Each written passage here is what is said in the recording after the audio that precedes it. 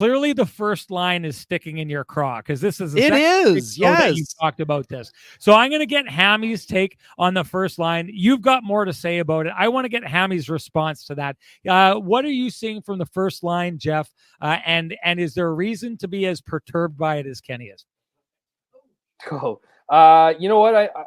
I don't disagree with Ken's assessment. I think it's what now, 2 full games. I don't think it's been exactly, it hasn't been, I think, what many people expected. Vilardi came in and helped definitely fix the power play when he came back. But I think while he's been back, I don't know if the first line has been gelling as much, but it's been kind of overshadowed by a second line. So I think it's almost like I don't want to say they fixed one problem, trying to get maybe more out of Kyle Connor. I think we're seeing that. I think Kyle Connor, I don't want to say that he's relied too much on Mark Scheifele or whatnot, but I feel like he's taken more ownership of that second line. I think you've seen the fruits of that change.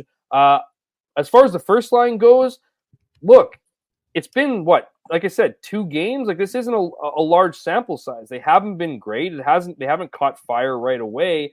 I certainly would be looking at obviously extending this. We know that Nik Ehlers drives play, but he doesn't necessarily make his line mates better with his style. So there's a little bit of an adjustment period there. But I do think with Vilardi coming off injury, I think 5-on-5 was always going to be his struggle coming back from being off for a long time. But I just think that what was happening with that top line before, I'm not going to look at 2 games and see a lineup that's not, catching fire in 2 games. And when you have a second line that's producing, if you're looking at 2 top lines that weren't producing, you'd have some issues here. I still think we've seen that chemistry. I still think that they're going to grow as a lineup. Do I think they deserve some of the criticism in their last 2 outings? Yeah. I mean, Mark Scheifele, to me, has not been the Mark Scheifele that they're going to need in the playoffs the last 2 games. And whether that's a byproduct of who he's playing with currently, or if it's something else, I don't know. But I do think we are seeing a better Kyle Connor on that second line. So I think that there's some, again, there's some validity to the criticism of the top line. But I still think at the end of the day, this is I think you need to get the most out of your top 2 lines. And I think this is probably your best bet, because it seems like when you take Kyle Connor back to that top line, the second line wasn't doing anything. So I'd have more trust in a bounce back performance from that top line, given what we've seen this season, given what we've seen in the chemistry between the 3 of them. But I'm not going to sit here and say that they've somehow perfected their top 6 here. But I do see a longer release required, and I'm not, I guess, maybe not as critical as Kenny. I'm not saying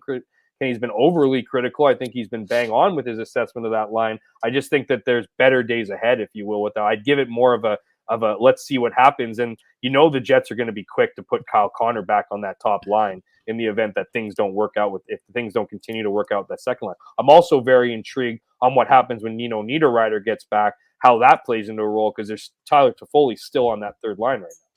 Yeah, and just for me, my issue, like, Mark Scheifele cannot go into a series with Nathan MacKinnon and have 0 shots on goal and 2 attempts. I'm sorry, guys. Mark Scheifele has to drive the Jets' offense.